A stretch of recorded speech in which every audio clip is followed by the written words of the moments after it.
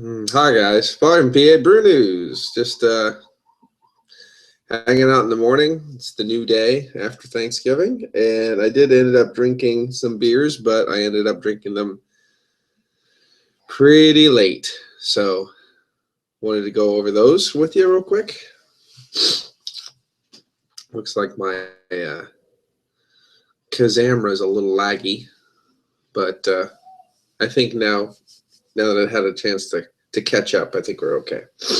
But we did some DuClaw beers last night. At least I did. There you go. So the first one is Hell on Wood. Hell on Wood. This is a bourbon barrel aged American barley wine, and it comes in at 10.6 alcohol by volume. Really nice bourbon overall. That kind of caramelly, spicy, peppery bourbon that I really like. Pretty forward on the bourbon. There's a little bit of vanilla and caramel that comes out from the ale itself, plus a little bit of that earthy hop base from the actual American barley wine base that it has on it. So it was pretty nice overall. I had to get acclimated to some of the alcohol. There was a little bit of a burn to it when I first started drinking it. This is from 2015. It's got almost a year on it now, and I do not know how long they age it in bourbon barrels. But there you go. Definitely 9 out of 10 every time. I've had this on tap too, and it's good. It's actually was a little bit smoother on tap. Excuse me. Not exactly sure why, but this was still good.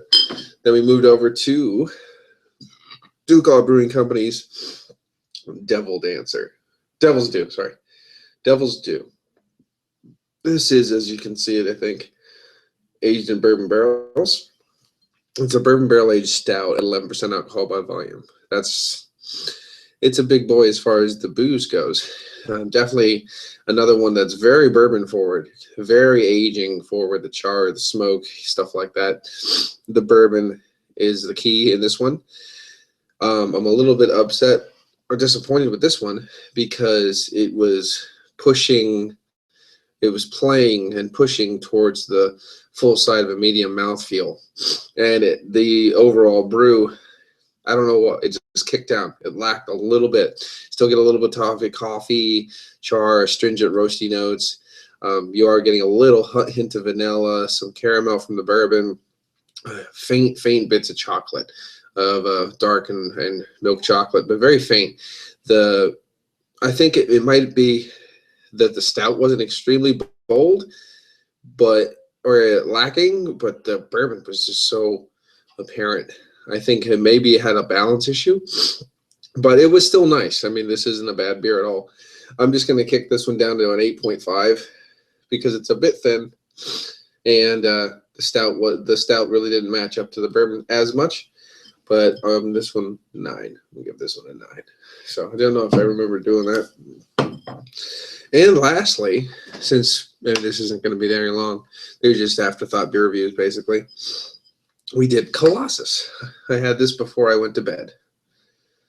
Colossus is a high-gravity hybrid, and it is 17.3 alcohol by volume. This one was different. I knew it would be different. I knew it would be boozy, and it was boozy, and it was different. It was pretty interesting. It almost had faint, excuse me, almost had faint wheat ale notes in there, aspect where I was getting touches of clove and cinnamon and white peppers and things like that mixing into there. Definitely get a little bit of apple. I just said apple.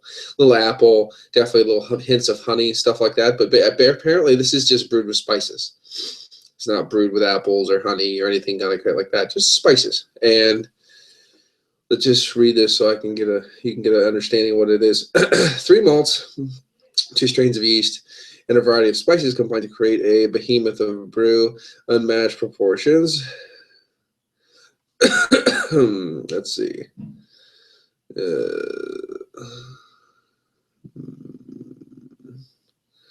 Can't read, too hungover. The notes of apples, peach, cinnamon, and honey. 1 sip and you'll agree, size matters. Well, I definitely lack in that category. But anyway, I definitely got a little clove in there too. It was very nice. I actually liked it. It was definitely not an everyday drinker. It was something I had to get used to. And the funny thing is about all these beers, all three of these beers, no matter how boozy forward they were, anything like that, by the end of the bottle, you were acclimated pretty nicely to the alcohol contents. I mean, they blended well, and the more you sipped on them, the easier they became. Plus, I mean, the ABV, after all, you sip on a couple big ABV beers, and pretty much everything's easy to drink after that. But this was a nice run of the bigger boys from DuClaw. I know they probably have other ones that I don't know about, but this is their bourbon barrel aged American barley wine, bourbon barrel aged imperial stout, and their high gravity hybrid Colossus. So this has been Paul from PABrewNews. And right now I'm only drinking some soda, some water, and some Tylenol because I had a good night last night.